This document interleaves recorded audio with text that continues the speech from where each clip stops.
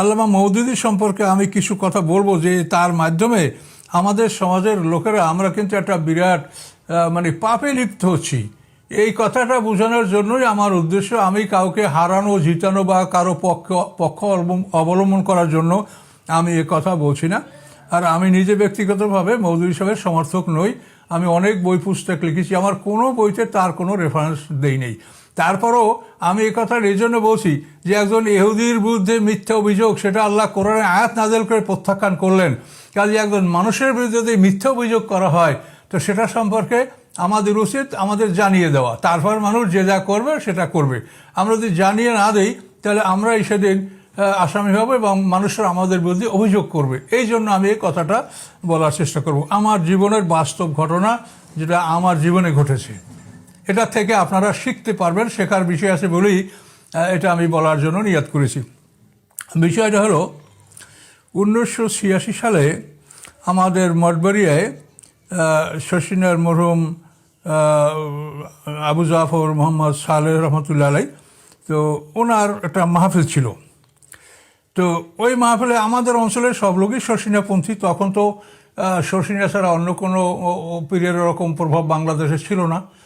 আর শশিনার মাধ্যমেই আসলে আমাদের এই তৎকালীন পূর্ব পাকিস্তানে মানুষরা যে হেদায়েত পেয়েছে, এর মানে প্রধান উৎস হলো শশিনা। মরহুম নেসারউদ্দিন রহমতুল্লাহ আলী খুব কামিল পীর ছিলেন, আমার আব্বাও তার মুরিদ। তো এখন পীর সাহেব ওখানে আসেন, মাহফিল হয়েছে। এই মাহফিলে মওদুদীর সমালোচনা করেছেন খুব কড়াকড়িভাবে। এ ব্যাপারে আমার এক ভাগ্নে আবুল কালাম আজাদ, সে আবার জামাতের রোকন, সে এটার প্রতিবাদ করেছে, যেটা এরকম না, আপনারা এটা ভুল বলছেন তার নামে। তখন ওই আবুল কালামকে, আমার ভাগনাকে মারার জন্য চেষ্টা করছে ওরা। তো সে কোনো রকম আত্মরক্ষা করেছে। তো শেষ পর্যন্ত এই বিষয়টা আমার নলেজে আসার পরে আমি চিন্তা করলাম যে আসলে বিষয়টা কী। আমি শশিনা মাদ্রাসার ছাত্র, আমি ফাজেল কামেল সেখান থেকে পাশ করেছি। আমাকে ওস্তাদরা চিনেন, আমি ক্লাসের আল্লাহর রহমতে ভালো ছাত্র হওয়ার কারণে সবাই আমার সম্পর্কে আমাকে জানেন। তো আমি কখনোই ওস্তাদের বিরুদ্ধে কোনো কথা বলিনি, তাও তারা জানেন। তো ওই বিষয়টা আমি জানার চেষ্টা করলাম যে ও কালাম বলছে যে তা মওদুদী সাহেবের বিরুদ্ধে যা বলা হয় এটা মিথ্যা। তা আমি কী করে বলবো? তখন মওদুদী সাহেবের বিরুদ্ধে শশিনাথ থেকে একটা বই লেখা হয়েছিল, বইটার নাম মওদুদী জামাতের স্বরূপ। এই বইটা লিখেছেন শশিনা মাদ্রাসার vice principal Azizur Rahman Quaid সাহেব, তিনি আমার ওস্তাদ। খুবই নামকরা মানুষ এবং সে একজন অলিয়াল্লাহ হিসাবে সমাজে সবাই তাকে জানে। তো উনি এই মওদুদী জামাতের স্বরূপ একটা বই লিখেছেন। তো এই বইটা এখন আপনি পাবেন না, হয়তো আমার মতো বয়স্ক যারা তাদের কারো কাছে থাকতে পারে। তো এই বইটা আমি দেখতে শুরু করলাম। তো দেখে কিছু মারাত্মক জিনিস আমার কাছে আসলো। যে এক জায়গায় বলা আছে যে মওদুদী সাহেব বলেছেন যে ইব্রাহিম আলাইহিস সালাম কিছু সময়ের জন্য হলেও শিরক করেছেন। তার তাফসিরের অমুক পৃষ্ঠায় অমুক আয়াতের ব্যাখ্যাটা আছে। তখন আমি এইটা অনুসন্ধান করলাম, যেহেতু মারাত্মক অপরাধ। তখন মওদুদী সাহেবের লেখা উর্দু তাফসির এবং ওনার হাতে সই করা এই তাফসির আমি সংগ্রহ করে সেই তাফসিরে এই জিনিসটা খুঁজলাম, দেখি যে এই জিনিসটা আদৌ তার তাফসিরে নাই।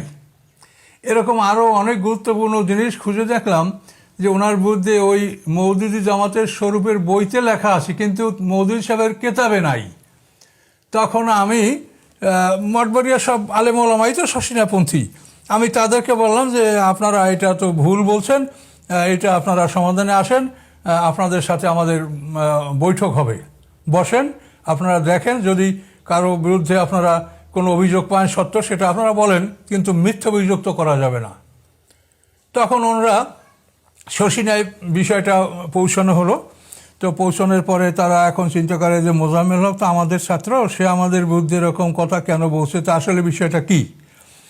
তো এখন এই বিষয়টা বোঝার জন্য যে আমি বলছি যে মওদুদী সাহেবের বিরুদ্ধে মিথ্যা বলা হয়েছে, এখন তারা একটা ডিবেট মানে তর্ক সভা আয়োজন করছে, একদল মওদুদীর পক্ষে একদল বিপক্ষে, এই দুই দল মিলে এখন যুক্তিতর্ক, এবং তার কেতাবে কী আছে আর এই মওদুদী জামাতের স্বরূপ এই বইতে কী আছে এটা দেখে তারা তর্ক বিতর্ক করছেন।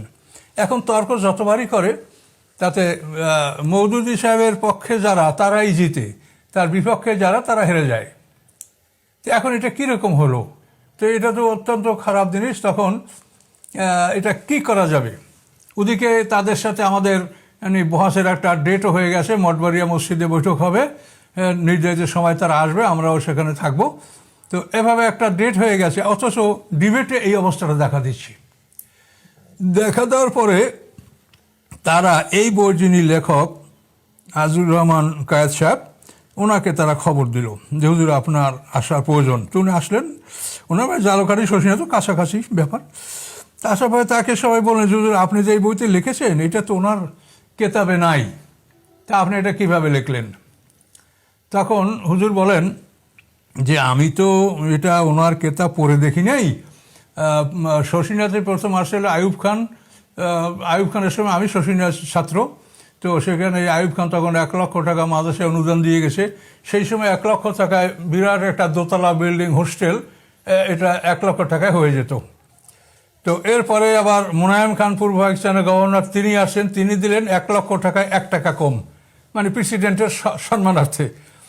তো এই মোনায়েম খান যখন আসে, হুজুর বলেন, তো উনি আমাকে বলেন যে আপনি এই মওদুদির বিরুদ্ধে কওমি আলেমরা বই লিখেছে, আপনিও একটা লেখেন। তো উনি বললেন যে আমি এটা কিভাবে লিখব? তখন ওই মোনায়েম খান, তার কাছে কওমি আলেমদের লেখা উর্দু বই ছিল, যে কওমি আলেমরা ওনার বিরুদ্ধে এই বই লিখেছে, আপনি এটার বাংলা করে দিলেই হবে, আপনার আলাদা পড়াশোনা করতে হবে না। তো কায়েদ সাহেব হুজুর বলেন যে ওই মোনায়েম খান আমার কাছে যে কওমি আলেমদের উর্দু লেখা বইগুলো দিয়েছে, আমি ওই বইগুলো আমি তর্জমা করে আমার এই বইতে লিখে দিয়েছি। আমি মওদুদের বই আমি পড়ে দেখি নেই। দেখেন কত বড় বিষয়, যেটা আল্লাহ কোরআনে বলছেন যে তুমি না জেনে শুনে মন্তব্য করো না। সেখানে তিনি এই কথা বললেন যে আমি মোনায়েম খান আমাকে বই দিয়েছে, কওমি আলেমদের উর্দু লেখা বই, আমি সেটার বাংলা করে দিয়েছি। তো মারাত্মক অবস্থা। এখন কীভাবে এই বহসে জেতা যাবে? ওরা অস্থির হয়ে গেল। ঢাকা ডক্টর মোস্তাফিজুর রহমান সাহেব, তাকে আপনারা ছিলেন, বিশ্ববিখ্যাত আলেম, এই কুষ্টিয়ার উনি ভিসি ছিলেন। তো এই ডাক্তার মোস্তাফিজুর রহমান স্যার, এই স্যার আমার খুব আদরের আপন স্যার। তো স্যারের কাছে ওরা গেছে যে এই বহসে স্যার আপনাকে যেতে হবে। স্যার বলেন কোথায়, কার বুদ্ধি কি? বলে যে মোজাম্মেল হক এই মঠবাড়িয়া, সেই বহস ডাকছে, তো আপনাকে যেতে হবে। স্যার হাসে বলে যে তোমরা বোকা, মোজাম্মেল হক আমার ছাত্র, আমি তার সাথে বহস করতে মঠবাড়িয়া যাব? তোমরা যদি বহস করো তো বলো, ঢাকা বসো, আমি মোজাম্মেলকে ডাক বসে আসবে, তোমরাও আসো, তারপর বহস হবে।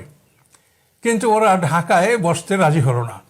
রাজি না হয় শেষ পর্যন্ত এটা কী করা যাবে, যে তারা আমাদের সাথে বসলে অবশ্যই হেরে যাবে, এটা যখন তারা নিশ্চিত হলো, তখন ওই সময় আমাদের ওই থানার এমপি ছিল আব্দুল জব্বার ইঞ্জিনিয়ার, যিনি আমেরিকাতে মারা গেছেন, উনি যুদ্ধ অপরাধ হিসাবে আসামি ছিলেন। আব্দুল জব্বার ইঞ্জিনিয়ার সাহেব ছিলেন আমাদের এমপি, আমাদের বন্ধু মানুষ।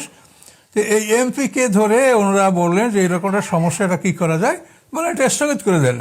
তখন এমপি সাহেব টিএনওকে মোবাইল করে বললেন যে অমুক তারিখে মঠবাড়িয়াটা বহস হওয়ার কথা ছিল, তর্কসভা, এটা অনিবার্য কারণে বন্ধ রাখা হলো, আপনি জানিয়ে দেন। তো টিএনও সাহেব আমাদেরকে জানিয়ে দিলেন যে এটা হবে না, বাস এখানে শেষ। তো এখন এই যে বিষয়টা, এটা দেখেন, এমন একজন লোক এই বইটা লিখেছেন যিনি আসলে একজন ভালো মানুষ, আমার ওস্তাদ, এবং সর্ব এলাকায় সে একজন পরিচিত অলিয়াল্লাহ নামে খুবই প্রসিদ্ধ তিনি। তো এই বইটা উনি লিখছেন, কওমি আলেমরা বই লিখে দিয়েছেন, সেইটার উনি তর্জমা করে দিয়েছেন, বাস এই বই লেখা হয়ে গেল। তো এখন আল্লাহর কোরআন কি বলে? আল্লাহর কোরআন বলে ওয়ালা তাকফু মা লাইসা লাকা বিহি ইলম, যে ব্যাপারে তোমার জ্ঞান নাই সে ব্যাপারে তুমি হস্তক্ষেপ করো না, আমল করো না, তুমি সে ব্যাপারে কিছুই মন্তব্য করো না। বনী ইসরাঈল 36 নম্বর আয়াত।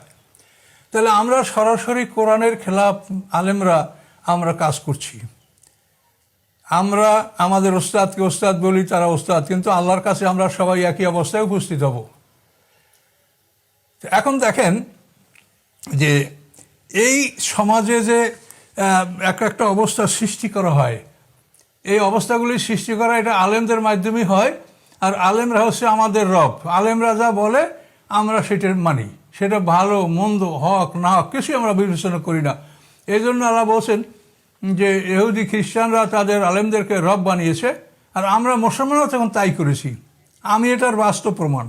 এই ঘটনা ঘটার পরে আমি আল্লামা মওদুদীর তাফসির, যেটা উর্দু লেখা, ওনার হাতের লেখা তাফসির আমি নিয়ে অনেক আলেমদের কাছে গেছি, ফাজল মাদ্রাসার আলেমদের কাছে গেছি, বলছি যে আল্লাহর রাস্তায় আপনার একটু পড়িয়া দেখেন যে এই বইতে কি আছে আর ওই সমালোচনার বইতে কি আছে। কোনোভাবেই তাদের চোখ বইয়ের দিকে আমি আনতেই পারলাম না। আমি কোনো রকমই আমরা শুনবো না, আমাদের মুরব্বীরা যাবার ওইটি আমাদের যথেষ্ট, আমরা এগুলো দেখবো না, পড়বো না, আমাদের দরকার নাই।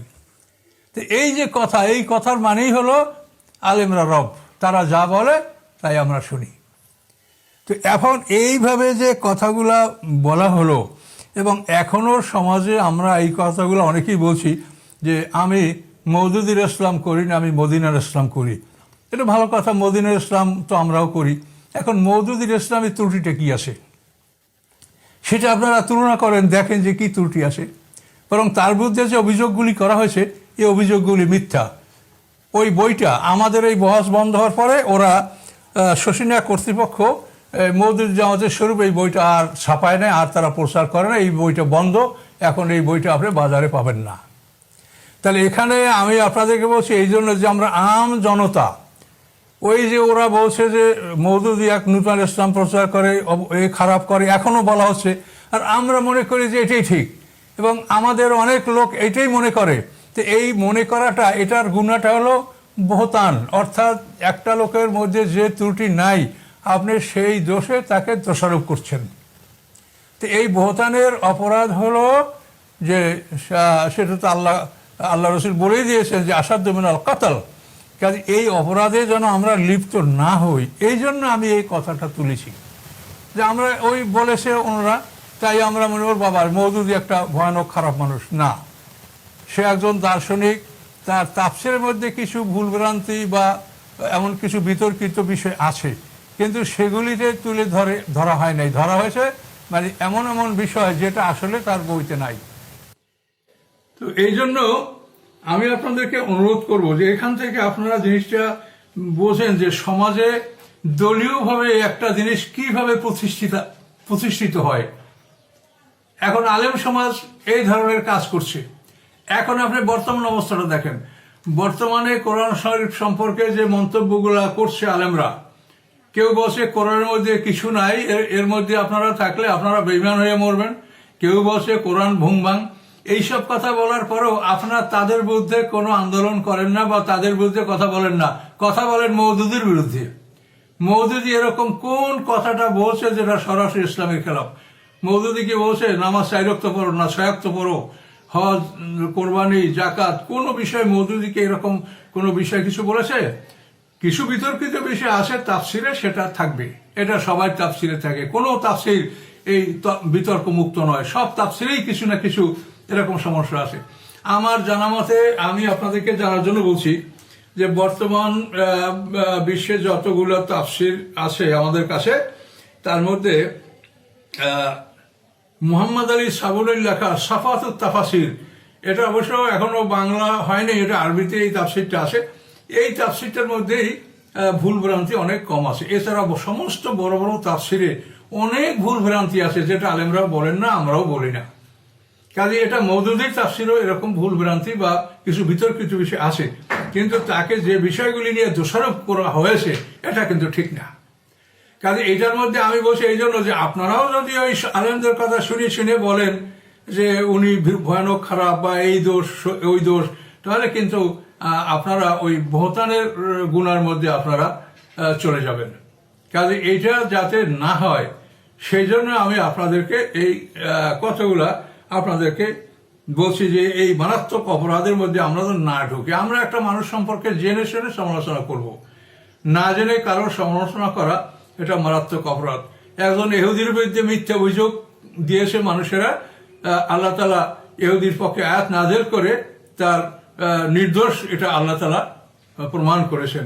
কাজে একজন লেখক, আলেম, দার্শনিক, তাদের ব্যাপারে আপনাদের কিছু বলতে হলে জেনে শুনে বলতে হবে, কিন্তু এগুলো সব হলো দলীয় ব্যাপার।